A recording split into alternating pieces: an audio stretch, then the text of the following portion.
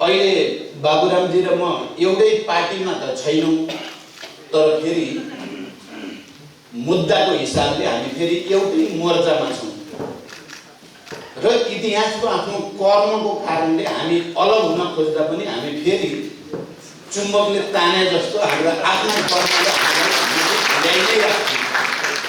हामीलाई अलग हुन दिँदैन। ती हजारौं शहीदहरूले हामीलाई अलग हुन दिन्न। मैले माओवादी पार्टी एउटा परित्याग गर्नुपर्दा माओवादी आन्दोलन होइन, धेरैले के भ्रम पर्छ माओवादी आन्दोलन जनयुद्ध परित्याग गर्यो भन्ने धेरै भ्रम सर्न खोज्नुहुन्छ। सायद कर्ण प्रचण्डले पनि त्यतै अलि सङ्केत गर्न खोज्नुभएको हो कि भन्ने हो, त्यो सत्य होइन। सबै दृष्टिकोणले उच्चता छोएका ती दिनहरूले हामीलाई फेरि पनि एकै ठाउँमा आउन प्रेरित गरिरहेछन्।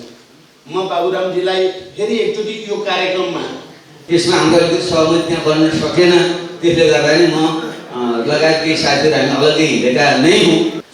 सबैले नै हामीलाई फेरि एकचोटि गम्भीर आत्मसमीक्षा गर्नुपर्ने दिशातिर, गम्भीर संश्लेषण गर्नुपर्ने दिशातिर र अहिले देश जुन अवस्थामा छ त्यो अवस्थाको बारेमा गम्भीर रूपले विमर्श गर्नुपर्ने दिशातिर डोर्याएको मैले महसुस गरेको छु।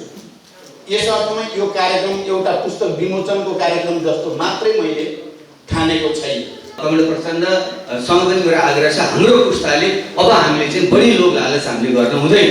हामीले चाहिँ निष्क्रिय ढङ्गले हामीले यहाँसम्म ल्यायौँ, त्यसमा हामीले गर्व छ। हाम्रो कमजोरी पनि भयो, हामी मानवीय कमजोरी मान्छेको कमजोरी पनि भयो, जानेर नजानेर त्यसलाई सुधार्दै अब एउटा नयाँ पुस्ता यो फेरि इतिहासलाई समीक्षा गरेर अग्रगमनको लागि या सकारात्मक परिवर्तनको लागि एकचोटि फेरि मोर्चा कसेर अगाडि बढ्ने सङ्कल्प जस्तो पनि मैले यसलाई भने माओवादी विचार विचार पनि अब समयमै विकास गर्नुपर्छ। त्यो रूपमा अब राखिराख्नु उपयुक्त पनि छैन, आवश्यक पनि छैन, त्यसले हामीले खास फाइदा पनि गर्दैन। लामो सङ्घर्ष र बलिदानपछि जे प्राप्त गरेको उपलब्धि हो त्यो उपलब्धिमाथि हमला भएको छ र त्यसको रक्षाको निम्ति हामी सबै फेरि एक भएर त्यसको प्रतिवाद गर्ने ठाउँमा छौँ। मोर्चा खोलि नै सकिएको छ। यस्तै बेलामा र आजकै दिन पारेर यो गुमनाम आमाहरूको कथा भएर जो पुस्तक विमोचन गरिएको छ, हामी सबैले सङ्कल्प गर्ने दिन पनि हो। यो संविधानको रक्षा, लोकतन्त्रको रक्षाको निम्ति अगाडि बढ्ने सङ्कल्पको दिन पनि हो, प्रतिबद्धताको दिन पनि हो भन्ने मैले ठान्दछु र मलाई लाग्छ आजको यो कार्यक्रमले एउटा नयाँ आधार, विचार र भावनाको, विश्वासको नयाँ आधार बन्नेछ भन्ने मेरो विश्वास छ।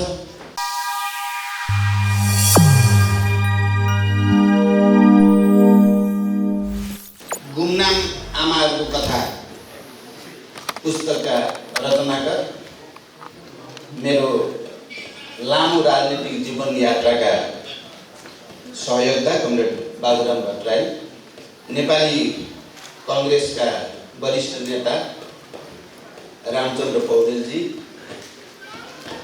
अशोक राईजी र सबै अतिथि महानुभावहरू, यो कार्यक्रममा उपस्थित सम्पूर्ण महानुभावहरू र पत्रकार मित्रहरू, मलाई थोरै डर लागिरहेको थियो। म यो कार्यक्रममा सहभागी हुन सक्दिनँ कि भन्ने लागेको थियो, किनकि आज बिहानदेखि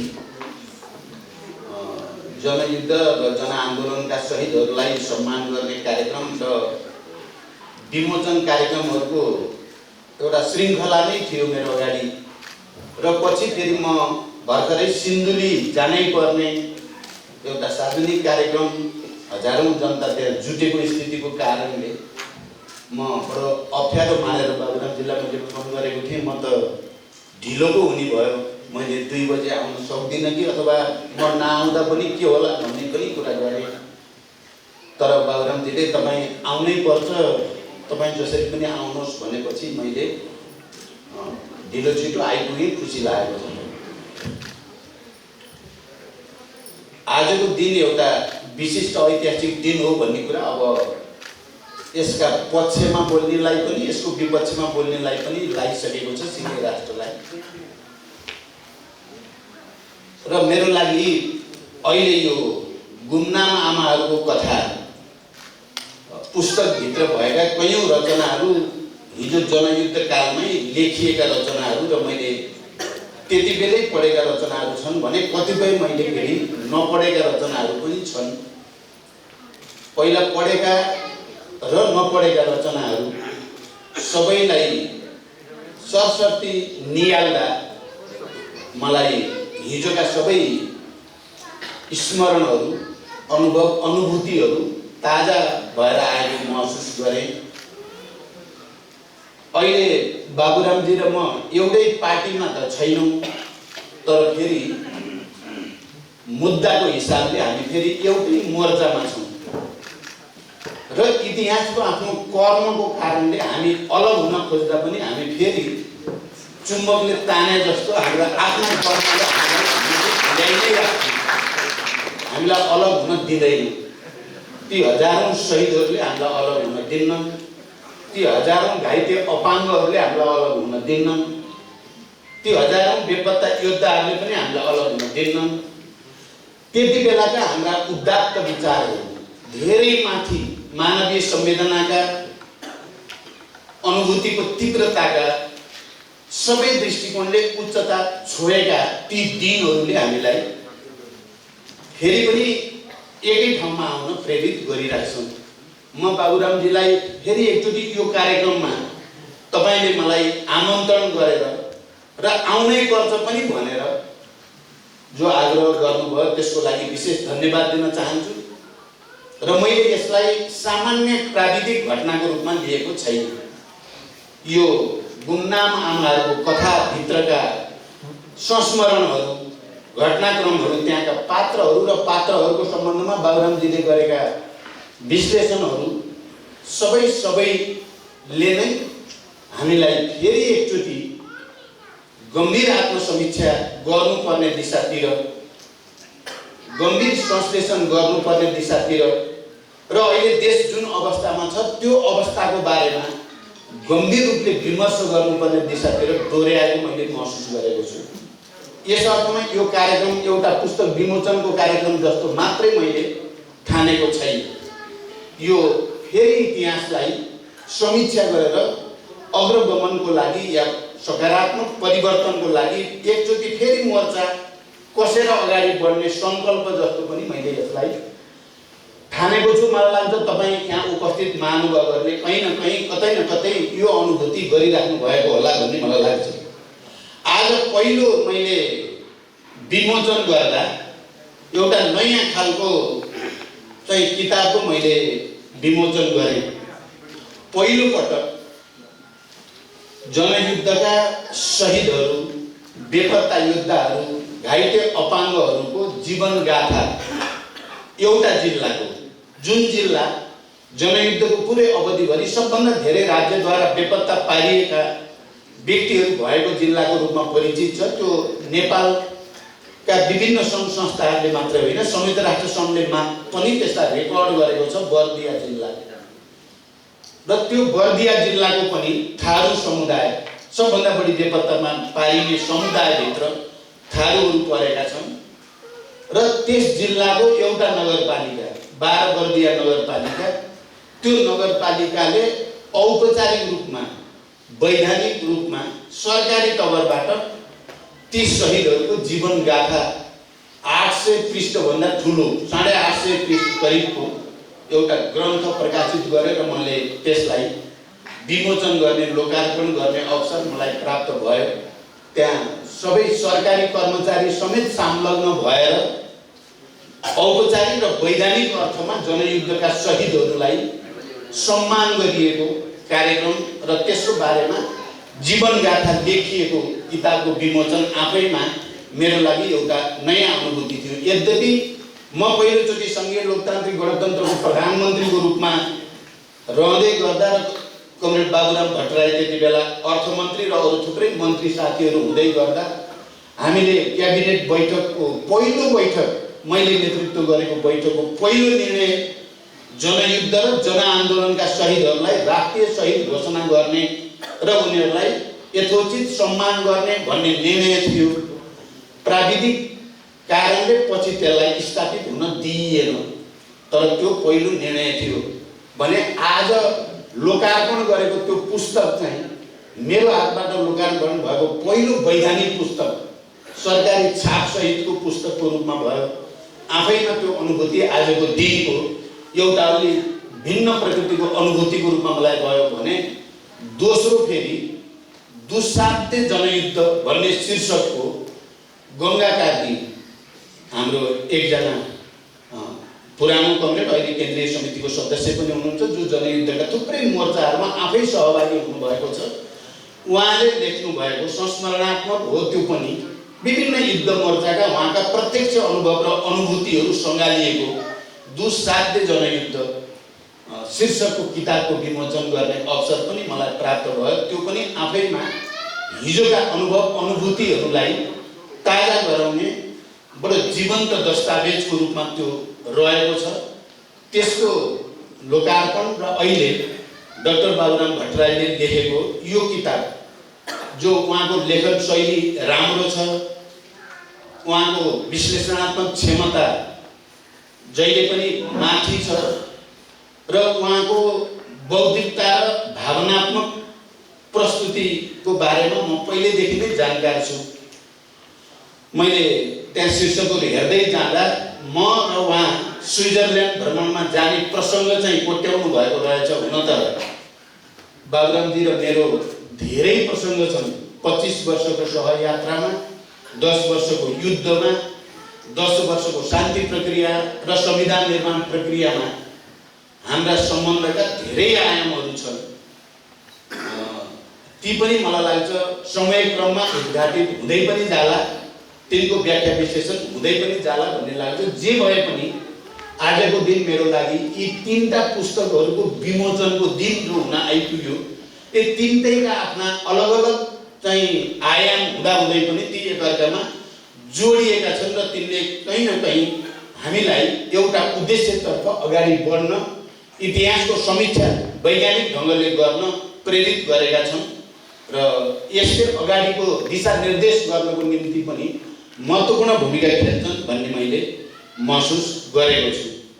मैले आज प्राय सबै विमोचनको कार्यक्रमका सन्दर्भमा र शहीदहरूका सन्दर्भमा एउटा कुरा भनेको छु। मानिसहरूले सामाजिक रूपान्तरणको निम्ति, क्रान्तिको निम्ति बलिदान गर्छन्, क्रान्तिकारीहरू अगाडि आउँछन्, अग्रणी मोर्चामा हुन्छन्, उनीहरूले प्राण उत्सर्ग गर्छन्। तर कहिलेकाहीँ ती शहीदहरूलाई सत्ताले दमन गर्छ, उनीहरूका बलिदानको मूल्यलाई, त्यसको महत्ताबोधलाई, त्यसको उचाइलाई दबाएर राख्ने कोसिस गर्छ।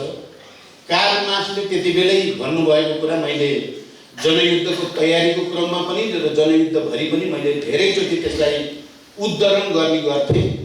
तर शहीदहरूलाई राज्यले, सत्ताले दमन गर्न खोजे पनि आउने पिँढीले, बाँकी मानिसहरूले तिनीहरूलाई चिहानबाट खोतली राख्नेछन्।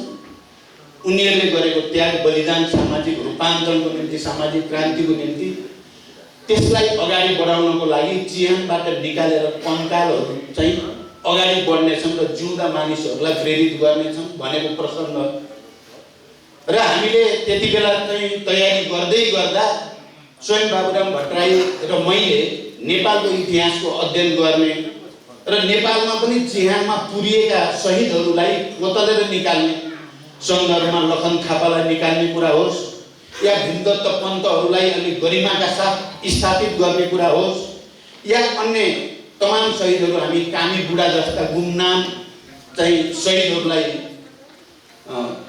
ल्याउने कुराहरू होस् या योगमाया जस्ता त्यस्ता विदुषीहरूलाई ल्याउने कुराहरू होस्, हामीले पनि थुप्रै चिहानहरूको उत्खनन गरेका छौँ र त्यहाँबाट महान शहीदहरूलाई निकाल्ने र तिनीहरूलाई जिउँदा मानिसहरूलाई प्रेरित गर्ने एउटा ऊर्जाको रूपमा हामी आफैले पनि प्रयोग गरेका छौँ। र आज यो अन्तिम, सायद अब आज विमोचनको यो प्रक्रियाभित्रको अन्तिम विमोचन यही गुमनाम आमाहरूको कथा नै भयो र यसले हामी सबैलाई फेरि एकचोटि गम्भीरतापूर्वक आफ्नो जिम्मेवारी, आफ्नो दायित्व निर्वाहतिर अगाडि बढ्न प्रेरित गरेको छ, मोर्चा सम्हाल्नेतिर प्रेरित गरेको छ। यहाँ केही साथीहरूले भन्नुभयो जनयुद्ध जारी छ, अशोकजीले यो कुरालाई अलि भिन्न रूपमा त्यसलाई प्रस्तुत गर्नुभयो। साँच्चै नै अहिले हामीले लामो सङ्घर्ष र बलिदानपछि जे प्राप्त गरेको उपलब्धि हो त्यो उपलब्धिमाथि हमला भएको छ र त्यसको रक्षाको निम्ति हामी सबै फेरि एक भएर त्यसको प्रतिवाद गर्ने ठाउँमा छौँ। मोर्चा खोलि नै सकिएको छ र यस्ता पुस्तकहरूको प्रकाशनले, तिनको लोकार्पणले र यसकालका भेला अन्तर्क्रियाहरूले हामी सबैलाई आफ्नो ऐतिहासिक जिम्मेवारीप्रति अझ सजग हुन प्रेरित गरेको मैले महसुस गरेको छु। हो, संविधान हाम्रो फेरि पनि यो पूर्ण छ भन्ने हामीले दाबी गरेका छैनौँ। हामीले जस्तो सोचेका थियौँ जनयुद्धको क्रममा या शान्ति सम्झौतापछि विभिन्न उत्पीडित वर्ग, जाति, क्षेत्र, लिङ्ग, समुदायका हक अधिकारहरूलाई उनको पहिचान सहित स्थापित गर्ने जुन स्तरको मान्यता हामी राख्यौँ, हामी ती सबै कुरा त पुरा गर्न सकेनौँ। फेरि पनि यो संविधानमा समावेशी लोकतन्त्रको राम्रो प्रस्तुति छ, त्यस्ता प्रोभिजनहरू छन्। समानुपातिकताको जे भए पनि जग बसाउने कुरा गरिएको छ। शिक्षा, स्वास्थ्य, रोजगारी जस्ता विषयहरूलाई मौलिक अधिकारको रूपमा परिभाषित गरिएको छ र प्रोभिजनहरू राखिएको छ। संघीयता, लोकतन्त्र, गणतन्त्र, धर्मनिरपेक्षता जस्ता विषयहरूलाई पनि संस्थागत गरिएको छ जो प्रगतिशील छन्, जो 7 दशक लामो सङ्घर्षको उपलब्धिको उच्चतम रूपमा रहेका छन्। यद्यपि त्यहाँ कम्प्रोमाइजहरू पनि छन्। मैले त यो संविधानलाई परिमार्जन गर्न आवश्यक छ भन्ने मानेर नै दुईटा त संशोधन पहिले नै भइसकेकै थिए। मैले मधेसी, आदिवासी जनजाति, दलित, महिला, मुस्लिम सबै क्षेत्र समुदायको अधिकारलाई अझ बढी विकसित गर्नुपर्छ भनेर मेरै हातबाट म दोस्रोचोटि प्रधानमन्त्री हुँदा मैले संशोधन प्रस्ताव 2 पटक दर्ता पनि गराएको थिएँ पार्लियामेन्टमा। र यो संविधानको एउटा विशेषता के थियो भने यो निरन्तर गतिशील र परिमार्जन हुँदै जाने दस्तावेजको रूपमा थियो। र यो संविधानको विशेषता के थियो भने पहिलोचोटि सार्वभौम नेपाली जनताले जारी गरेको संविधानको रूपमा थियो। यो कुनै राजा महाराजा या कुनै त्यस्तो चाहिँ संस्थाबाट होइन, जनताले हामी सार्वभौम नेपाली जनता भनेर सुरु गरिएको र हामीले आफ्ना प्रतिनिधि मार्फत यो संविधान जारी गरेका छौँ भनेर जनताको तहबाट भनिएको पहिलो संविधान हो। यस अर्थमा यसमा कतिपय सीमाहरू हुँदाहुँदै पनि धेरै राम्रा पक्षहरू छन्। अहिले यही संविधानको मूल मर्ममाथि प्रहार भएको छ र हामी सबैले यो संविधानको रक्षा गर्ने, समावेशी लोकतन्त्रको रक्षा गर्ने, समानुपातिक प्रतिनिधित्व प्रणालीको जो जग बसाएको छ त्यसलाई रक्षा गर्ने र परिमार्जन गर्ने दायित्व हामी सबैको छ भन्ने मलाई लाग्छ। ठिक यस्तै बेलामा र आजकै दिन पारेर यो गुमनाम आमाहरूको कथा भनेर जो पुस्तक विमोचन गरिएको छ, हामी सबैले सङ्कल्प गर्ने दिन पनि हो। यो संविधानको रक्षा, लोकतन्त्रको रक्षाको निम्ति अगाडि बढ्ने सङ्कल्पको दिन पनि हो, प्रतिबद्धताको दिन पनि हो भन्ने मैले ठान्दछु। र मलाई लाग्छ आजको यो कार्यक्रमले एउटा नयाँ आधार, विचार र भावनाको, विश्वासको नयाँ आधार बन्नेछ भन्ने मेरो विश्वास छ। म यस अर्थमा यो कार्यक्रमलाई सामान्य औपचारिक कार्यक्रम मात्रै ठानेको छैन। यसको विशिष्ट अर्थ छ, विशिष्ट महत्त्व छ र यसले आउने दिनमा यसको परिणाम चाहिँ सकारात्मक नै हुन्छ भन्ने म विश्वास व्यक्त गर्दै फेरि एकचोटि बाबुरामजी र यो पुस्तक प्रकाशनमा सहयोग पुर्याउने सबैलाई धन्यवाद भन्दै बिदा हुन्छु। धन्यवाद। अभिवादन।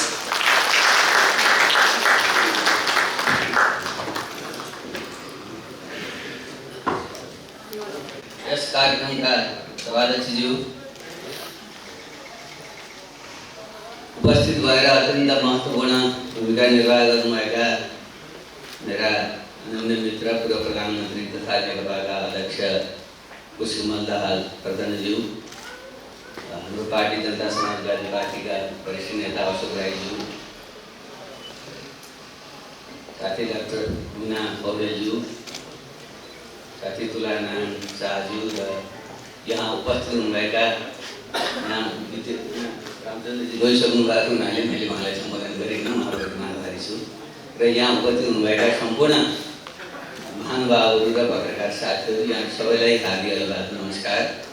सबभन्दा पहिले म यहाँहरूलाई आभार व्यक्त गर्न चाहन्छु। यो पुस्तकको लोकार्पण कार्यक्रम यहाँ सबैजना उपस्थित भइदिनु भयो र विशेषतः मेरा अनन्य मित्र कमल प्रचण्डप्रति म विशेष आभार व्यक्त गर्न चाहन्छु। म धेरै टाढा छु, हेलिकप्टरबाट जानु आउनु पर्ने छ, गाह्रो हुन्छ भन्दै हुनुहुन्थ्यो, फेरि पनि उहाँ आइदिनु भयो। म अत्यन्त आभार व्यक्त गर्न चाहन्छु। र मेरा अर्का मित्र नेपाली काङ्ग्रेसका वरिष्ठ नेता रामचन्द्र पौडेलजी, उहाँ पनि आउनुभयो र आफ्ना विचारहरू प्रस्तुत गरेर केही समसामयिक राजनीतिबारे टिप्पणी गरेर जानुभयो। उहाँहरूलाई पनि म विशेष धन्यवाद भन्न चाहन्छु। र अशोकजी, मीनाजी, तुलानारायण शाहजीले किताबको विषयवस्तुमा पनि प्रवेश गरेर जुन सुझावहरू दिनुभएको छ त्यसको निम्ति म उहाँहरूलाई विशेषमा धन्यवाद भन्न चाहन्छु। र साथै यो पुस्तक यी पुराना 2038 सालदेखि 2075 सालसम्मका लेखहरूका अनुभूति र अनुभवजन्य भावनात्मक प्रकृतिका लेखहरू कुनै एउटा मूलतः यो संस्मरणात्मक र अनुभूतिजन्य लेखहरूको सङ्कलन भएको हुनाले यसमा त्यसैका स्मरण गरेर यसलाई यसमा प्रस्तुत गर्न मित्र राजु छेत्री र विश्वजीत पाण्डेले जुन भूमिका निर्वाह गर्नुभयो सम्पादन गर्न र सङ्कलन गर्न उहाँहरूप्रति म विशेष आभारी छु।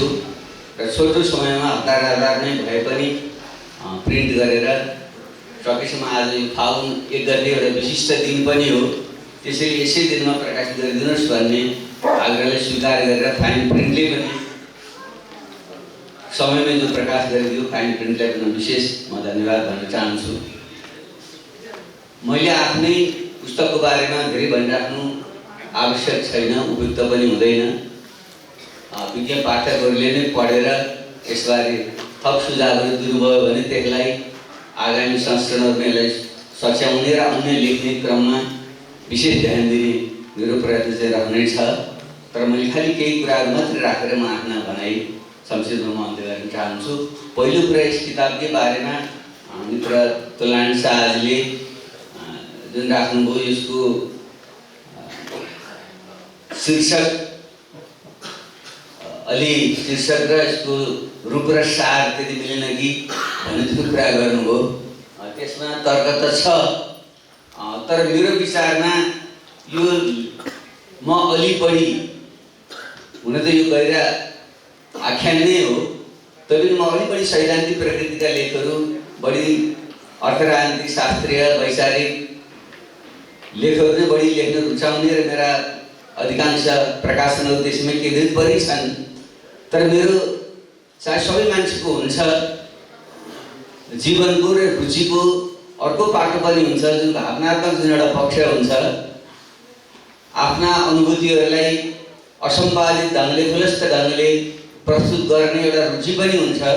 मेरो पनि कुनै कालखण्डमा रुचि थियो र पछि क्रान्तिमा घुमिँदै गएपछि र नेतृत्वको एउटा विशिष्ट स्थानमा पुग्दै गएपछि मानिसलाई स्वतन्त्र ढङ्गले आफ्ना अनुभूतिहरू व्यक्त गर्ने छुट दिँदो रहेछ। जबकि म चाहिँ व्यक्तिगत रूपमा जहिलेसुकै पनि व्यक्तिले जुनसुकै जिम्मेवारी वहन गरे पनि उसका जुन अनुभव र अनुभूतिहरू हुन्छन् त्यसलाई खुलस्त ढङ्गले व्यक्त गर्न पाउनुपर्छ भन्ने मान्यता राख्ने मान्छे हो। कम्युनिस्ट पार्टीभित्र अलिकति त्यस्तो प्रकारको स्वतन्त्रता प्राप्त हुँदैन थियो। खास गरी स्टालिनको पालापछि अत्यन्त यान्त्रिक ढङ्गले कम्युनिस्ट आन्दोलन जसरी ग्रहण गरियो, मान्छे भनेको त भावनाविहीन एउटा शुष्क एउटा यन्त्रवत प्राणी हो भन्ने ढङ्गले कम्युनिस्ट आन्दोलनले जुन एउटा ग्रहण गर्यो त्यो चाहिँ बेठिक थियो, यसलाई सच्याउनुपर्छ। मान्छे भनेको चाहिँ त्यो शुष्क प्राणी मात्र हुँदैन, वर्गको एउटा छाया मात्रै हुँदैन, वर्ग जातीय क्षेत्रीय लैङ्गिकताको समुचितता हुन्छ, सँगसँगै उसको एउटा मानवीयता पनि हुन्छ। ऊ सामाजिक प्राणी पनि हो, विकासको क्रममा ऊ एउटा मानवीय सार तत्त्वसहित उत्पन्न भएको प्राणी पनि हो। त्यसो वर्गीय पक्ष एउटा हो त्यो मात्रै होइन भन्ने कुराको निकै बहस पनि हाम्रो हुन्थ्यो। फेरि पनि कम्युनिस्ट पार्टीको जुन पुरानो ढाँचाको कम्युनिस्ट पार्टी हो, जसलाई म अलिकति स्टालिनवादी कमजोरी सहितको पार्टी भन्न रुचाउँछु, त्यहाँ त्यो निजी अनुभूतिहरू अनुभवहरू व्यक्त गर्ने छुट पनि हुँदैन थियो, त्यसलाई त्यति राम्रो नजरले हेरिँदैन थियो पनि। त्यसैले गर्दा पछिल्ला कालखण्डहरूमा मेरा लेखहरू पनि त्यतापट्टि अलिक कम हुँदै गए। फेरि जुन जुन लेखहरू मैले लेख्थेँ त्यो तत्कालीन परिस्थितिलाई ध्यानमा राखेर लेखिएको, यी कुनै पनि मैले कति पनि यसमा सम्पादन पनि गरेको छैन र खास सन्दर्भमा ती लेखेका पनि हुन्। र मैले यसलाई यो गुमनाम आमाहरू कथा भन्न किन चाहिँ खोजेको हो भने त्यसमा मेरा अनुभूतिहरू खुलस्त ढङ्गले नै पोखिएका छन्, अरूमा पनि पोखिएका छन्। महान शहीदहरू खासै सुरेश वाग्ले, कमरेड बसन्त जस्ता, अथवा चाहिँ मैले सिन्धुलीका 3 खम्बा भनेर पनि लेखेको छु, लगायत अत्यन्तै निकटमा काम गरेका साथीहरूको साथ हुँदा हुने अनुभूतिहरू पनि त्यस्तै प्रकृतिका हुन्थे। तर जन्म दिने आमा र आमा पनि फेरि हाम्रा समाजका आमाहरू जस्तो आफ्नो कुनै पनि पहिचान परिचय हुँदैन। मलाई चाहिँ नेपालको बहुसङ्ख्यक आमाहरू त्यस्तै प्रकृतिका हुनुहुन्छ। मेरो आमा एउटा साझा कमरेड प्रसन्नका आमालाई मैले देखेको थिएँ, पम्फाजीको आमालाई पनि मैले देखेको छु, भेटेको छु। हामी सबैका आमाहरू त्यस्तै प्रकृतिका हुनुहुन्छ। उहाँको आफ्नो कुनै पनि स्वत पहिचान अलग्गै छैन। आफ्नो पतिबाट बाबुआमा कसैकी छोरी, कसैकी पत्नी, कसैकी आमा भन्दा उहाँहरूको परिचय चाहिँ हुँदैन। त्यसैले मेरो आमा पूर्ण रूपले निरक्षर हुनुहुन्थ्यो, तर उहाँको अत्यन्त तीक्ष्ण बुद्धिको पनि उहाँ हुनुहुन्थ्यो र उहाँ अलिक सङ्घर्षित चरित्रको पनि हुनुहुन्थ्यो। तर उहाँको आफ्नो कुनै पनि त्यस्तो प्रकारको पहिचान चाहिँ थिएन। र जुन जनयुद्धको अन्तिम कालमा जब उहाँ बितेको खबर मलाई प्राप्त भयो र त्यति बेला हामी भूमिगत कालमा थियौँ, सिधै सम्पर्क गर्न पनि अप्ठ्यारो थियो। त्यसैले साथीहरूले पार्टीको हेडक्वार्टरमा पहिले पुर्याएर कमरेड प्रचण्ड मार्फत नै फेरि मैले त्यो खबर प्राप्त गरेँ। र पछि मैले बुवालाई फोन गरेर बुझ्दाखेरि बुवाले आफूले भन्नुभयो, त्यो सुनाएपछि म अत्यन्त भावुक भएँ। त्यसैले गर्दा त मैले तुरुन्त नै यो लेख त्यति बेलै लेखेर मैले कान्तिपुरलाई पठाएको हुँ र त्यहाँ छापियो पनि। त्यही कारणले गर्दा त्यो चाहिँ मेरो एउटा प्रतिनिधिमूलक, मेरो जीवनको, मेरो अन्तरात्माको अथवा मेरो अर्को पाटो जुन छ त्यो त्यहाँ अभिव्यक्त भएको छ भन्ने लागेर नै त्यसले यो जुन अनुभूतिजन्य र संस्मरणात्मक लेखहरूमा त्यसलाई नै शीर्षक राख्नु उपयुक्त हुन्छ भन्ने मलाई पनि लागेको र सम्पादक साथीहरूले पनि त्यसैलाई छनौट चाहिँ गर्नुभएको रहेछ। त्यस अर्थमा पनि यसलाई त्यसरी बुझ्न म आग्रह गर्न चाहन्छु। अर्को तुलाजीले यो मधेस सम्बन्धका शहीदहरू र त्यहाँ बारेमा पनि अलिक सूचना भइदिएको हुन्थ्यो। अरू शासक जातिका मानिसहरूले त मधेस लगायत अवहेलना गरे नै। फेरि म आफै एउटा मधेस, सबै नेपाल भनेको हिमाल पहाड तराई मधेसका मधेसी, थारू, आदिवासी जनजाति, खस, आर्य, महिला, दलित, मुस्लिम सबैको एउटा साझा मुलुक हो र साझा भावना झल्कने गरी पार्टी पनि बन्नुपर्छ, राज्य पनि बन्नुपर्छ भन्ने मान्यता राख्ने मान्छेले तपाईँले पनि त निश्चय गर्नुभयो। यो उहाँले भन्नुभएको ठिकै हो। तर यहाँ समस्या के परिदियो भने यसमा मैले अनुभूतिजन्य मात्रै लेखहरू लेखेको छु। मधेसको बारेमा मैले थुप्रै लेखहरू लेखेको छु। त्यो छुट्टै एउटा पुस्तक किताब मधेसी मुक्तिको प्रश्न भनेर प्रकाशित छ र त्यहाँ मैले मधेसबारे लेखेका मेरा लेखहरू त्यहाँ छन्। तर अनुभूतिजन्य ढङ्गले लेखिएको रामवृक्ष यादव बारेको चाहिँ जनयुद्धको तयारीकै क्रममा नै उहाँको बारेमा मैले लेखेको थिएँ र पछि जनयुद्ध कालमा अरू साथीहरूको बारेमा, अरू शहीदहरूको बारेमा लेखेको छु। खास गरी अजरलाल यादवको मलाई एकदम याद छ र अरू त्यस्ता साथीहरूको बारे पनि लेखेको छु। तर तत्काल त्यहाँ भेटिए विविध कारणले गर्दा त्यसलाई लोकेट गर्न सकिएन, त्यो छुट्न गएको हो। त्यसलाई त्यसरी दिन बुझ्दिन म आग्रह गर्न चाहन्छु। र अरू जहाँ विषयवस्तु साथीहरूले यहाँ राख्नुभयो वर्गीकरण गरेर नै त्यहाँ राखिएको छ। एउटा खण्डमा संस्मरणात्मक, भावनात्मक, मेरा जीवनका पक्षका कुराहरू पनि छन्। त्यो पनि मैले जसरी त्यस्तै लेखेको हुँ। र यहाँनिर मैले एउटा कुरा भन्नै पर्छ, तुलाजीले पनि सायद सङ्केत त्यहाँ गर्नुभयो, आफ्ना ससुरा जसलाई मैले नदेखेका धर्मव्रत हेर्ने भनेर मैले लेखेको छु। त्यो विषयको एउटा रोचक प्रसङ्ग चाहिँ मैले यहाँ उल्लेख पनि मैले गर्नुपर्छ, किनकि मेरो जीवनलाई एउटा मोड दिने पाटो पनि त्यो थियो। 1977मा जब म दिल्लीमा स्कुल अफ प्लानिङ र आर्किटेक्चरमा मास्टर्स गर्न चाहिँ आएँ, त्यति बेला हिस्लाजी दोस्रो वर्षमा ग्रेजुएट गर्दै हुनुहुँदो रहेछ। उहाँसँग जुन एउटा अत्यन्त आकस्मिक, हुन त मार्क्सवादमा एउटा आवश्यकता र आकस्मिकताको द्वन्द्ववादले पनि परिघटना निर्माण हुन्छ भन्छ, त्यो सायद हाम्रो जीवनको आवश्यकता पनि थियो, नेपाली इतिहासको आवश्यकता पनि थियो, या विशुद्ध आकस्मिकता थियो। जुन परिवेशमा उहाँसँग भेट भयो त्यो चाहिँ मलाई पनि अलिकति रोचक नै लाग्छ। त्यो जुन आकस्मिक प्रकारको होस्टेलको मेसमा उहाँसँगको भेट र संवाद र त्यसैले नै म मान्छे अलिकति अलि एस्थेटिक प्रकृतिको मान्छे पनि म थिएँ र यो परम्परागत प्रकारको वैवाहिक जीवन प्रेम जीवनमा गाँसिएर चाहिँ मान्छेले जीवनमा उसले जे प्राप्त गर्न खोजेको त्यो चाहिँ प्राप्त गर्न सक्दैन भन्ने पनि लाग्छ। सायद हाम्रो हिन्दू संस्कारको यो ऋषिमुनि योगीहरूको परम्पराबाट हुर्किएर पनि होला। म त्यस्तो प्रकृतिको पनि थिएँ, तर यसैले भेटेपछि र त्यसको क्रममा नै हाम्रा सहकारीहरू हुँदै गए। त्यस क्रममा नै मेरो जीवन चाहिँ अलिकति मोडिएर विवाह गरेर यो अर्कोपट्टि म गएको पनि हो। त्यसैले त्यसलाई पनि मैले त्यहाँ चाहिँ साथीहरू जुन राख्नुभएको छ त्यो मेरो जीवनको अलिक फरक खालको फाटो पनि त्यहाँनिर छ। र मेरो स्कुलका र साथीहरू खास गरी भागमा पढ्दा मजदुर साथीहरूसँग बिसाएका दिनहरू तिनले नै मलाई चाहिँ यहाँसम्म आइपुग्नमा योगदान गरे भन्ने मेरो बुझाइ हो। त्यस अतिरिक्त अन्य प्रसङ्गहरू पनि त्यहाँनिर छन् र मैले विशेष ढङ्गले चाहिँ शहीदहरूका बारेमा मैले लेखेको छु। थुप्रै बारे लेखेको छु, अरू पनि थुप्रै छन्, तर त्यो स्थानाभावले मैले खास शहीदहरूलाई मात्र प्रतिपात्रको रूपमा मैले लेखेका लेखहरू यहाँ राखिएका छन्। त्यसलाई त्यही ढङ्गले बुझिदिनु हुनेछ। मैले अरू पनि छन्, पछि सन्दर्भ त्यस्तो परेछ भने हामीले उल्लेख गर्नेछौँ। कमेन्ट पर्सनलाई पनि थाहा छ हामी त्यति बेला धेरै कठिन थियो। अहिले जस्तो डिजिटल टेक्नोलोजी यति सुलभ नेपालमा भइसकेको थिएन। बढी भनेको हामीलाई खालि त्यति बेला हामी के भन्थ्यौँ अरे त्यति बेला नाम पनि बिर्सेर हराएको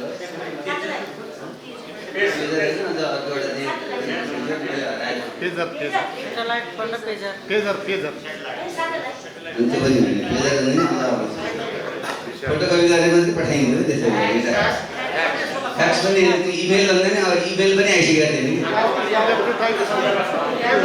त्यो अहिले हराएको थियो। के अहिले त्यो बिर्सियो त्यस्तो बेलामा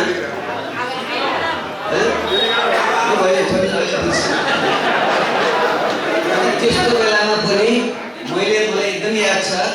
जनयुद्ध थालनी भएको पहिलो वर्ष त मैले पुरै 52 हप्ता मैले जनादेश र अन्य पत्रिकाहरूमा प्रत्येक हप्ता मेरो लेख छापिएको छ।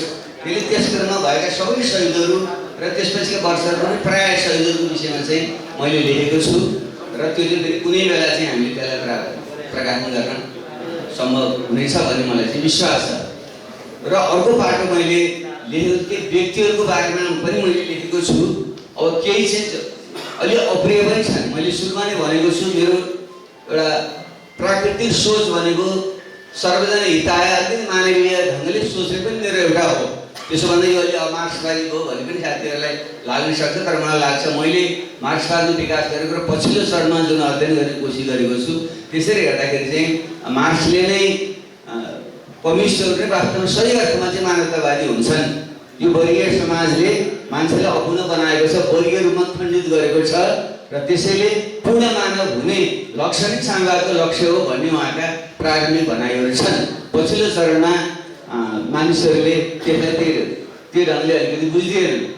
तैपनि मेरो चाहिँ स्वभाव र मेरो प्रवृत्ति चाहिँ अलिकति मानवतावादी ढङ्गले सोच्नु नै हो। समुचितता वर्गीय जातीय क्षेत्रीय लङ्गी र मान्छेको व्यक्तिगत स्वत्व सहितको व्यक्ति नै पुनः हुन्छ। त्यो मानव हुने त्यसमा विकास गरे हाम्रो लक्ष्य हुनुपर्छ भन्ने पनि मेरो सोच हो। भलै हाम्रो समाज मानव जाति त्यहाँ पुगिसकेको छैन, त्यसैले अहिलेको विशेषतामा हामीले ध्यान दिनुपर्छ भन्ने कुरालाई स्वीकार गर्दै विभिन्न मानिसहरूका बारेमा मैले लेख्ने क्रममा चाहिँ मेरो सोच अनुसार मेरो एउटा प्रवृत्ति अनुसार भन्दा पनि अहिलेको वर्ग सङ्घर्षको तत्कालीन वर्ग सङ्घर्षको आवश्यकताले कुनै पनि व्यक्तिको 1 को 2 मा विभाजन भन्ने जुन द्वन्द्ववादको चाहिँ नियमलाई हामीले प्रयोग चाहिँ गर्थ्यौँ। त्यसरी हेर्दा प्रत्येक व्यक्तिलाई चाहिँ उसका सकारात्मक नकारात्मक ढङ्गले चाहिँ हेर्नुपर्छ र जुन प्रतिपक्षी किताबमा भएका मानिसहरू छन् तिनीहरूको नकारात्मक बाटोलाई बढी उजागर र आफ्नो किताबमा भएको पनि सकारात्मक उजागर गर्नुपर्छ भन्ने एउटा लडाइँको जुन एउटा नियम हो। त्यस अनुसार पनि मैले कतिपय मान्छेहरूले टिप्पणी त्यहाँ गर्दाखेरि चाहिँ युद्धको आवश्यकता सङ्घर्षको आवश्यकतालाई ध्यानमा दिएर पनि गरेको छु मैले। त्यसैले मलाई पनि कति ती शब्द चाहिँ प्रयोग गर्न नपाएको भए हुन्थ्यो भन्ने लाग्छ। जस्तै अहिले अशोकजीले चाहिँ सङ्केत गर्नुभएको छ, कतिपय विषयहरू चाहिँ अलिकति बाटोमा हिँड्दाखेरि पनि ठ्याक्कै खाल्डो परेको देखिन्छ भनेको चाहिँ ती व्यक्तिहरू बारे मैले कुराकानी गर्दा चाहिँ अलिकति बढी नै घोचेको तिनीहरूले अलिक शब्द चाहिँ अलिक तिखो नै प्रयोग गरेको छु मैले त्यहाँ। त्यसैले त्यो चाहिँ मैले त्यति बेलाको आवश्यकताले गरेको मेरो आफ्नै प्रवृत्तिले चाहिँ होइन। त्यसै भएको हुनाले उहाँहरूले पनि त्यस अर्थमा चाहिँ ग्रहण नगरिदिनमा आग्रह गर्न चाहिँ चाहन्छु। एउटा लेख उदाहरणको निम्ति भन्न चाहन्छु, मोहन विक्रमजी मेरा राजनीतिक रूपमा हाम्रो प्रधानजीको पनि मेरो पनि उहाँ गुरु नै हो र मैले उहाँबाटै सदस्य प्राप्त गरेको हो। तर पछिल्लो स्तरमा उहाँ जति जनयुद्ध र यो आन्दोलनको विरुद्धमा अत्यन्त असहिष्णु रङले प्रस्तुत हुनुभयो, त्यसले उहाँको विषय पनि मैले लेखेको थिएँ। तर पछि मैले यसो सोचेँ अझै पनि उहाँ बुढो पनि भइसक्नुभयो, अब त्यसलाई नराखौँ भनेर मैले त्यो चाहिँ मैले हटाएकै हो। सम्पादन त मैले कसैको पनि गरेको छैन, तर उहाँबारे चाहिँ अलिक बढी नै शब्द तिखै शब्दहरू मैले प्रयोग गरेको थिएँ।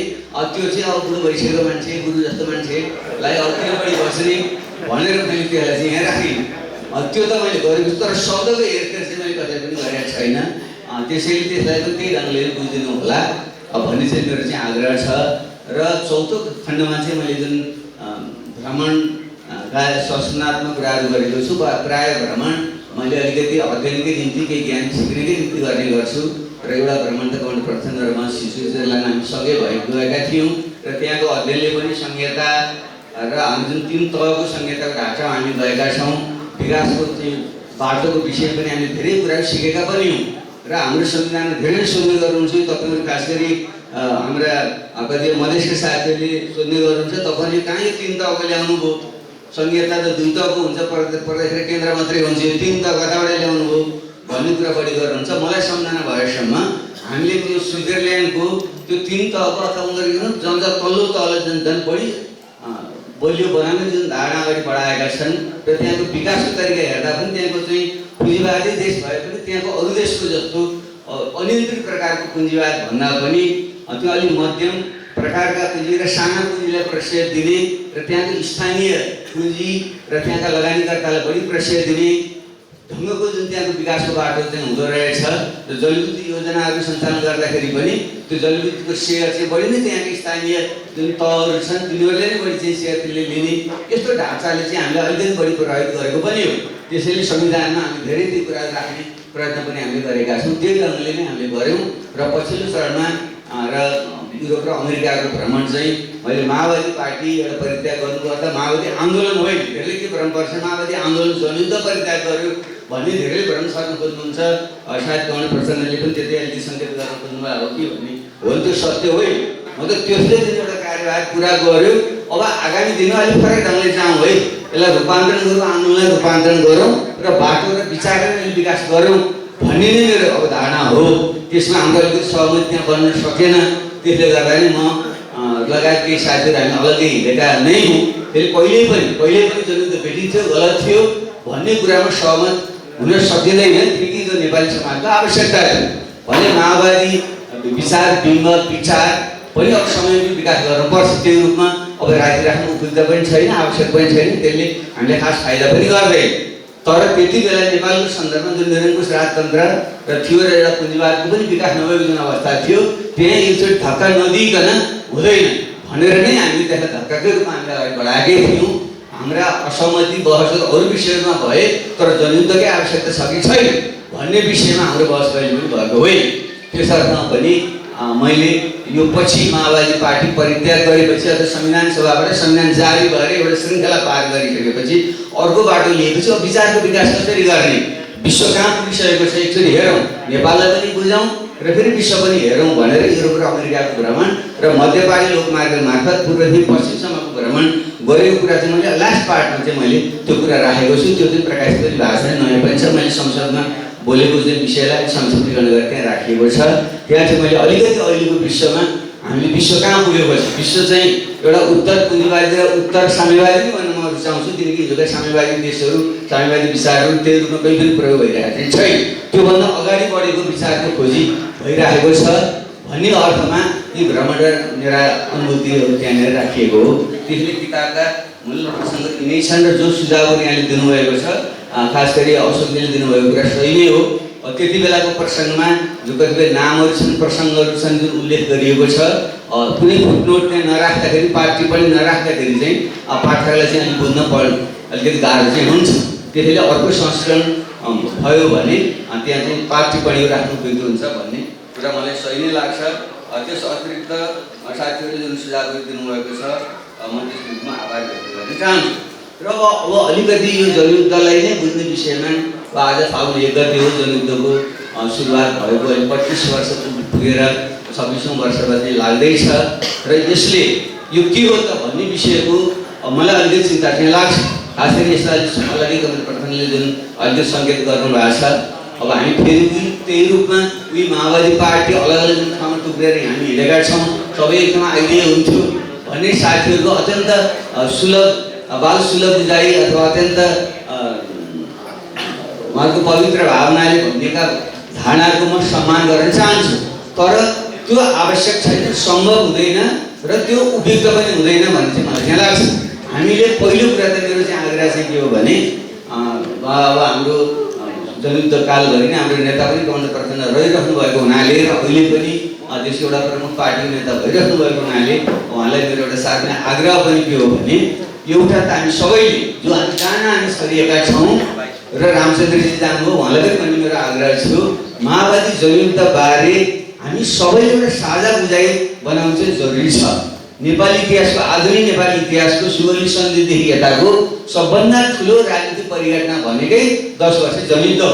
त्यसले जसरी नेपालको चाहिँ हिमालय पहाड तराई मेचीदेखि महाकालीसम्मका पुरा गाउँ बस्तीहरूलाई झोझक्यायो, तलैदेखि चाहिँ समाजलाई जागृत चाहिँ गरायो। यति ठुलो परिघटना नेपालको इतिहासमा भएकै थिए हो। त्यसमा कमी कमजोरी भयो, कमीको ज्यान गयो, अप्रिय कुरा थियो, कतिपयमा हामीलाई ढङ्ग पुगेन होला, कतिपय माथि पार्टीको निर्देशन अनुसार पनि गएन होला, त्यो एउटा पाटो। तर यति ठुलो जुन परिघटना भयो र त्यसैको जगमा नै अहिलेको परिवर्तन आएको पूरकको रूपमा मधेस विद्रोह भयो, किनकि हामीले अन्तरिम संविधानमा संहिता भन्ने शब्द अनेक प्रयत्न गर्दा पनि राख्न त्यहाँ दिएन र हामीले पनि लसिलो गरेर भइगयो त हामी उठाउँछौँ भनेर छोड्यौँ। पछि उपेन्द्र यादवजीहरूले त्यसलाई जुन ढङ्गले उठाउनु भयो, मधेस विद्रोहले संहितालाई साँच्चै नै अगाडि ल्यायो, त्यो एउटा पूरकको रूपमा थियो भन्ने कुरा म ठान्दछु। उपेन्द्रजी पनि त्यही ढङ्गले नै व्याख्या गर्न रुचाउनुहुन्छ।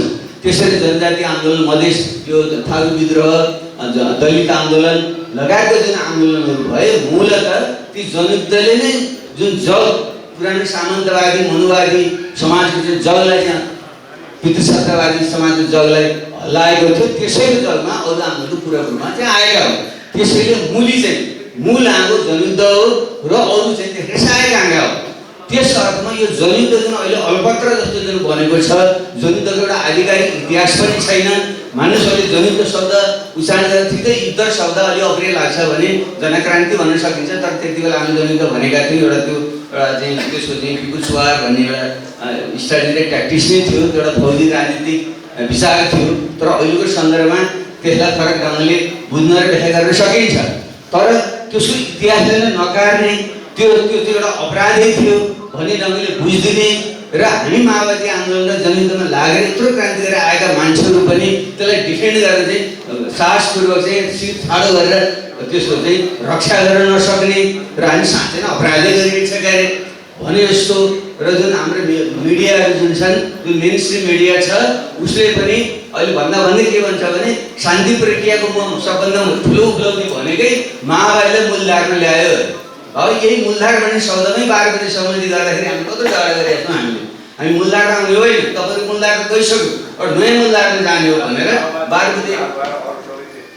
12 बजे सहमतिको त्यो उसमा नि हामीले नयाँ मूलधार भनेर त्यहाँ लेखेका छौँ। त्यो त्यहाँ बसभरि त्यहाँनिर लेखिया छ, तपाईँको मूलधारमा जाने होइन, हाम्रो जनवाद पनि जाने होइन, अहिले नयाँ मूलधारमा हामी आउने भनेर नै 12 बजे सहमति सुरु भएको छ।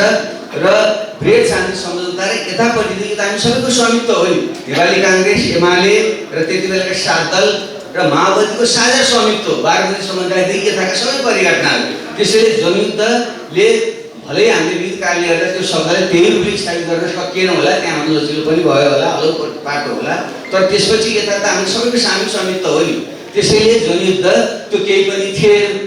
शान्ति सम्झौता भनेको माओवादीको निशस्त्रीकरण मात्रै थियो, आत्मसमर्पण मात्रै थियो भन्ने जुन भन्न खोजिन्छ र हाम्रो मिडियाले पनि भनेको भनै त्यही गर्ने सामाजिक जुन मिडिया छ अहिले पछिल्लो पुस्ता जुन पैदा भएको छ त्यो पछिल्लो पुस्तालाई त्यो इतिहास राम्रो थाहा पनि छैन जुन त्यो भएपछि यो चाहिँ ठिक छैन भन्ने मेरो भनाइ किनकि जसले इतिहासको सही मूल्याङ्कन गरेर जान्दैन जसले इतिहास बिर्सन्छ त्यसले वर्तमानमा भविष्य बनाउन सक्दैन किन यसैमा टेकेर अगाडि जाने त्यो अपुरो थियो त्यो माओवादी जनयुद्धले जुन ढङ्गले उपलब्धि हासिल गरेको थियो त्योभन्दा अगाडि जान त्यो रूपमा सम्भव थिएन भनेर नै हामी बलियो परिवेशमा शान्ति सम्बन्ध मार्फत आएका थियौँ तर त्यसले प्राप्त गरेका जुन उपलब्धि हुन् ती महान थिए त्यसैमै टेकेर नै अगाडि जाने त्यसको अपूर्ण त्यो संविधान अपूर्णता रह्यो भन्ने कुरा म आफैले आधा गिलास खाली आधा गिलास भरि भनेकै हुँ त्यसैले अब हामी त्यसको अर्थ माओवादी जनयुद्ध उपलब्धि नै थिएनन् र त्यो पुरै गिलास घटाउनुपर्छ भन्नेतिर जुन जान खोजिरहेको छ अहिले केपी ओलीले जुन गरिराख्नु भएको छ त्यो सही छैन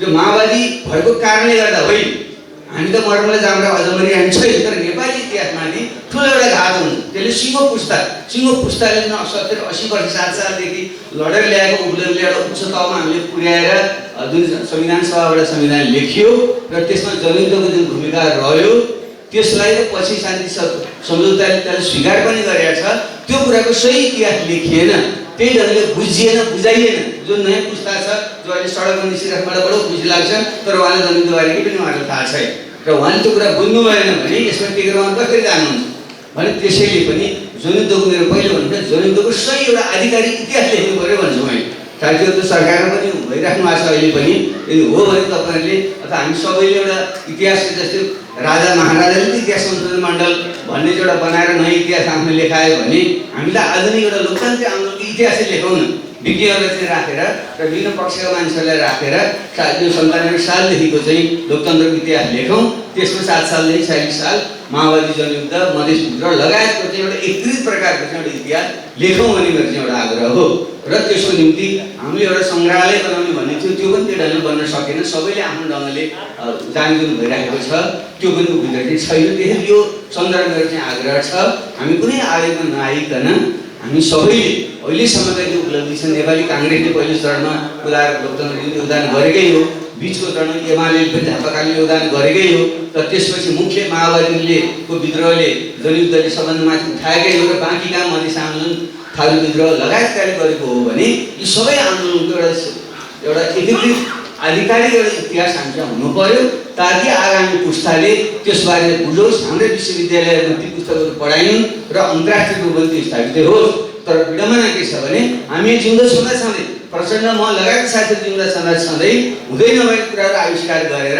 मान्नुहोस् यो जनयुद्ध त कुनै वैदेशिक शक्तिले गराइदिएको थियो 12 बुँदे जुन बाहिरबाट लेखिएको थियो भने यस्ता कुराहरू लेख्ने नै मैले नाम लिन चाहन्न अथवा स्थापित एकजना चाहिँ सम्पादकले जुन किताब लेख्नु भएको छ मैले उहाँलाई पटक भने उहाँको किताबमा व्याख्या गर्ने तपाईँको चाहिँ अधिकारको कुरा हो तर तपाईँले तथ्य नै गलत लेखिराख्नु भएको छ माओवादीहरूलाई चाहिँ भारतीय सेनाले चाहिँ तालिम दिइरहेछ भनेर दरबारको एउटा जर्नलले लेखिदियो त्यसलाई उहाँले किताबमा कोट गर्नुभयो त्यो चाहिँ अहिले चाहिँ अङ्ग्रेजीमा सबै अनुवाद गरेर चाहिँ छापिएको छ र त्यसले चाहिँ अहिले सबै अन्तर्राष्ट्रिय जगतले चाहिँ के लाग्छ भने माओवादी जनयुद्ध र त्यसलाई चाहिँ भारतले चाहिँ गराएको थियो भन्ने कुरा बाहिर स्थापित भइरहेको भने यस्तो अन्याय त गर्न पाइएन नि त्यो यो नगर्नुहोस् भनेर मैले आफ्नो फ्याक्चुअल एरर छ भने सच्याउनुहोस् भनेर लेखेर पनि मैले दिएँ तर उहाँले पहिले पनि सच्याइराख्नु भएको छैन र थुप्रै किताबहरू भन्छ त्यसैले कोट अधिकारी भनेर लेख्नु रहेछ भने यसरी इतिहास कसरी बन्छ हामी त मरेर जाउँला तर तपाईँले यो जुन असत्य कुरा चाहिँ यो विषले पिलाउनु भयो असत्य कुरा चाहिँ नयाँ पुस्ताले चाहिँ तपाईँले चाहिँ पिलाउनु र खुवाउनु भयो भने त्यसले चाहिँ के संस्कार निर्माण गर्छ के ज्ञान निर्माण गर्छ अनि समाज कसरी अगाडि बढ्छ त्यस अर्थमा पनि यसलाई गम्भीरतापूर्वक हामी सबले लियौँ भन्ने चाहिँ मेरो चाहिँ आग्रह छ र सँगसँगै विभिन्न दिवसहरू हामीले प्रजातन्त्र दिवस लोकतन्त्र दिवस गणतन्त्र दिवस अनेक भनिरहेका छौँ भने यसबाट पनि एकरूपता हामीले ल्याएर जुन फागुन 1 गते जुन जनयुद्ध सुरुवात भएको थियो र त्यसलाई पनि एउटा कुनै दिवसको रूपमा के दिवस भन्ने हो जनयुद्ध भन्दा त्यो युद्धकै शब्द चाहिँ त्यति रुचिकर हुँदैन भने जनक्रान्ति दिवस अथवा के दिवस भनेर साझा रूपमा हामीले मनाउनु पर्यो त्यत्रो मधेस विद्रोह भयो जुन माघ 5 गते मधेस बलिदान दिवस भनेर मनाइन्छ त्यसलाई पनि मधेसी दलले मात्रै किन मनाउनु त्यसलाई चाहिँ सबै राखेको किन नगरे त्यसैले त संहिता चाहिँ अन्तरिम संविधानमा लेखेर यहाँ आयो भने त्यसलाई पनि एउटा कुनै दिवस राख्नु यसरी चाहिँ आधिकारिक ढङ्गले दिवसहरूको पनि हामीले मूल्याङ्कन गरौँ आफ्नो लहरको सरकारमा जो आयो जुन पार्टी सरकारमा आयो त्यसले आफ्नो मात्रै बस्न गर्ने ढङ्गले होइन राष्ट्रिय रूपमा नै यी दिवसहरूको पनि मूल्याङ्कन गरियोस् भन्ने चाहिँ मेरो चाहिँ आग्रह छ। त्यसो हुन सक्यो भने इतिहासप्रति न्याय हुन्छ र आजको दिनमा चाहिँ हिजोका जन्मिएका सह्याद्री साथीहरूले चाहिँ त्यसबारे विशेष ध्यान दिनुपर्छ भन्ने मलाई लाग्छ। र अर्को कुरा यो शहीद बेपत्ता परिवार जाँच्ने कुरा छ, टिआरसी बेपत्ता आयोग जस्ता विषय छन्। यसलाई चाहिँ कसैले एउटा ब्ल्याकमेल गरी साधन रूपमा प्रयोग गर्नु चाहिँ हुँदैन। बडो दुःख लाग्छ मलाई यति बेला पनि कतिपय मान्छे बडो हल्का ढङ्गले तपाईँ त तर्साउँदै छन् यो चाहिँ आयोग चाहिँ गठन भयो तपाईँ कहाँबाट किन गरिन्छ हामी कुन हेग जान्छ कसरी हेर्न जान्छौँ हामी यो त महान क्रान्ति थियो क्रान्तिको गरेबापत कोही हेगमा गएको छ। त्यसैले यस्ता खालका हावादारी कुराहरू गर्ने र त्यसलाई चाहिँ एउटा बार्गेनिङ चिजको रूपमा चाहिँ प्रयोग गर्ने काम कसैबाट चाहिँ गर्नु चाहिँ हुँदैन। टिआरसी र बेपत्ता आयोग शान्ति समुदायको अभिनवमा हो, संविधानको अभिनवमा हो। यसलाई छिटोभन्दा छिटो कुरा गर्नुपर्छ र यसलाई कसैले पनि खेलबाड विषय बनाउनु चाहिँ हुँदैन। त्यसले यसमा पनि हामीले एउटा साझा सहमति बनाऊँ र खास गरी नेपाली काङ्ग्रेसका साथीहरू राम्रोसँग जानुभयो उहाँहरू र अरू जुन तत्कालीन अब एमालेका जो साथीहरू हो उहाँले पनि यसलाई गम्भीरतापूर्वक लिनुपर्छ। यसलाई छिटोभन्दा छिटो टुङ्गेर हामी अगाडि बढ्नु चाहिँ पर्छ। त्यसैले यसमा चाहिँ हाम्रो त्यहाँ पुगोस् भन्ने मेरो आग्रह छ। र मैले अब अन्त्यमा मैले बढी भने म अन्त्यमा यहाँ चाहिँ आग्रह छ जुन वर्तमान सन्दर्भ छ त्यसमा हामी सबै गम्भीर बनौँ। रामचन्द्रजीले कमल प्रचण्डले जुन कुरा राखिसक्नु भएको छ यो विषय धेरै गम्भीर छ। यो वास्तवमा प्रतिगमन मात्रै होइन प्रतिक्रान्तितिरै जानेछ। मैले बुझेका जुन परिघटनाहरू छन् त्यसमा चाहिँ अदृश्य जो कतिपय जुन कुराहरू आउँछन् ठुला कडाहरूका घरहरूमा जुन खालको कानी कुसीहरू गरिन्छ ती सबैले सुन्दाखेरि एउटा राष्ट्रिय र अन्तर्राष्ट्रिय सेटिङ अन्तर्गतै यी सम्पूर्ण उपलब्धिहरूलाई चाहिँ फेरि चाहिँ खोसेर त्यसलाई एउटा अनिश्चितताको बिन्दुतिर लिएर जाने प्रयत्न नै हुँदैछ भन्ने नै आउँछ। मैले यहाँ आज किन भन्न चाहिरहेको छु भने कतिले भन्नु त प्रधानमन्त्री भएको मान्छे यस्ता कुरा गर्नुहुन्छ भन्नुहुन्छ। मैले म एउटा नागरिक भएर भन्दैछु, यो देशको नागरिक भएर मैले भन्दैछु। यत्रो 97 सालदेखि 80 वर्षदेखि लगाएर हामीले लडेर ल्याएको जुन लोकतन्त्र छ, गणतन्त्र छ, संहिता छ र नेपाली इतिहासमा पहिलोचोटि संविधान सभाबाट बनेको संविधान छ। यसलाई तपाईँ हाम्रै जीवनकालमा कसैले खोसेको लगेर भन्न सकिँदैन, हुँदैन।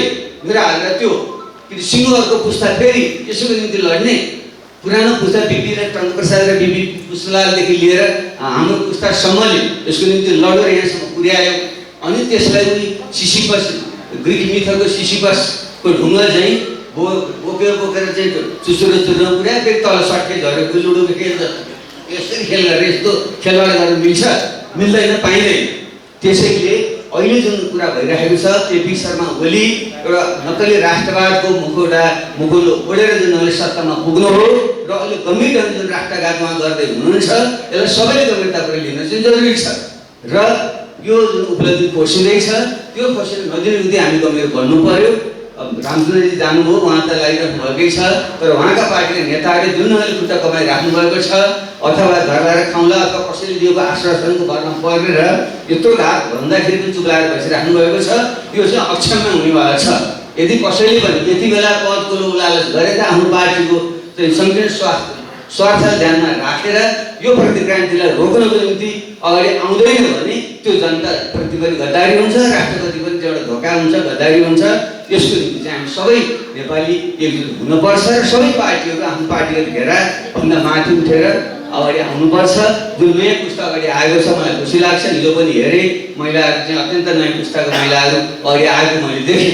तर मलाई चिन्ता के छ भने नागरिक समाज र दलहरूको बिचमा चाहिँ एउटा चाहिँ अन्तर सम्बन्ध चाहिँ हुनुपर्छ। दलहरू भनेका विचारका सङ्गठित अभिव्यक्ति हुन्। यसले समसामयिक युगका कालका विचारको संश्लेषण गर्ने र त्यसमा जनतालाई डोर्याउने अभिभार नै दलहरूको हुन्छ। त्यसले दलहरू भनेका सबै खराब छन्, नेताहरू भनेका सबै चोर हुन् मात्रै भनेर नेताहरू खराब हुन्, पार्टी खराब भयो त राम्रो पार्टी बनाऊ, राम्रो नेता खोजौँ, तर पार्टी नै चाहिँदैन, राजनीति नै चाहिँदैन भन्ने ढङ्गले जुन नयाँ पुस्तालाई चाहिँ फेरि विवरण गर्न खोजिँदैछ त्यसलाई हामी सतर्क गर्नुपर्छ। नयाँ पुस्ता जुन अगाडि आएको छ स्तुत्य छ, तर हामीले यो उपलब्धिले जोगाउनुको निम्ति संयुक्त ढङ्गले सङ्घर्ष वितरणको चाहिँ विकल्प छैन। र यसो सँगसँगै कमल प्रचण्डसँग पनि मेरो आग्रह छ हाम्रो पुस्ताले अब हामीले चाहिँ बढी लोभ लालच हामीले गर्न हुँदैन। हामीले चाहिँ निष्क्रिय ढङ्गले हामीले यहाँसम्म ल्यायौँ, त्यसमा हामीले गर्व छ। हाम्रा कमजोरी पनि भयो, हामी मानवीय कमजोरी मान्छे कमजोरी पनि भयो, जानेर नजानेर त्यसलाई सुधार्दै अब एउटा नयाँ पुस्तामा चाहिँ एउटा विचारसहितको पुस्ता भन्दैछु म, उमेरको मात्रै पुस्ता होइन, नयाँ विचारले समृद्ध भएको एउटा नयाँ पुस्तालाई अगाडि सारेर हामी अगाडि जान चाहिँ सक्नुपर्छ। त्यसो हुन सक्यो भने यो उपलब्धिको रक्षा पनि हुन्छ, देश नयाँ ठाउँमा पुग्छ र तपाईँ हामी पनि हरेक आगो पुग्ने बेलामा सन्तोषले चाहिँ हामी चाहिँ जान चाहिँ पाइन्छ। त्यसैले म यही आग्रह गर्दै यो दिनले हामी सबैलाई त्यो दिशातर्फ जाने प्रेरणा दियोस् र आजले महान शहीदहरू, बेगरताजनहरू सबैप्रति सम्मान व्यक्त गर्दै यो कार्यक्रम आयोजना गरेर यी शब्दहरू राख्ने अवसर दिनुभएकोमा साथीहरूलाई धन्यवाद दिँदै म बिदा हुन्छु। धन्यवाद।